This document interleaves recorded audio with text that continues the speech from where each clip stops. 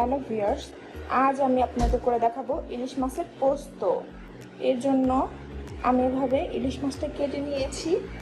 পোস্ত বাটা 2 চামচ, কাঁচা মরিচ বাটা, শুকনো মরিচ বাটা, সর্ষে বেটে নিয়েছি 3 চামচ, 3টে শুকনো মরিচ, 3টে তেজপাতা, আধা চা চামচ কালো জিরা, 1 চা চামচ জিরা।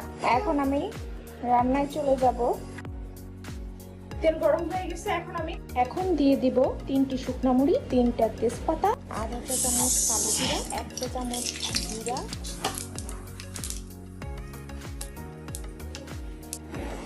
আমার ফোড়নগুলো ভাজা হয়ে গেছে। এখন আমি ইলিশ মাছগুলো দিয়ে দিব ভাজার জন্য।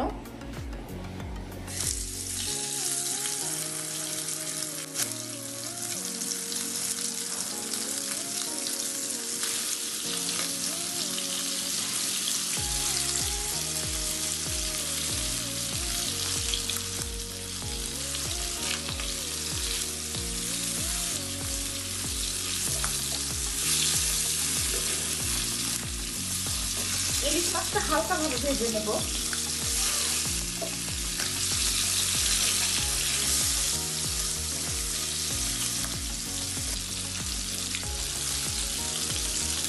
ইলিশ মাছগুলো ভাজা হয়ে গেছে, এখন আমি তুলে নেব। কাঁচা মরিচ বাটা দিলাম 1 চামচ, জিরা বাটা 1 চামচ, আধা কাপ পানি,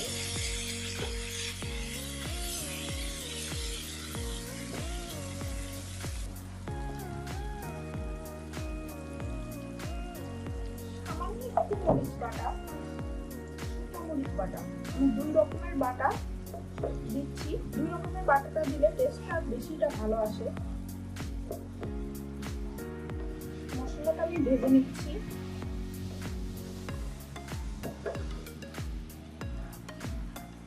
চুলার আঁচটা মিডিয়াম আঁচে রেখেছি। স্বাদ মতো লবণ,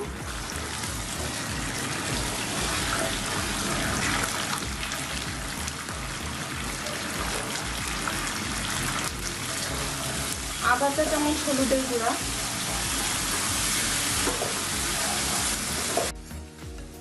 মশলাটা আমার ভাজা হয়ে গেছে। এখন আমি আধা কাপ পানি দিয়ে নিলাম, আরো আধা কাপ দিলাম, টোটাল 1 কাপ। এখন মাছ 4টা দিয়ে দেব। ঢাকনা দিয়ে ঢেকে দিলাম, কিছুক্ষণের জন্য দমে রাখবো।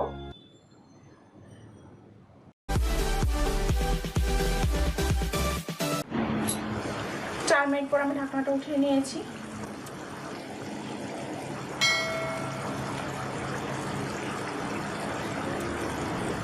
সর্ষে পোস্ত বাটা আর সর্ষেটাকে মিশিয়ে টোটাল 4 চামচ দিয়ে দিয়েছি। মূলত সর্ষে বাটাটা আর পোস্তটা নামানোর আগ দিয়ে দিতে হবে, না হলে তেতো ভাব এসে পড়বে।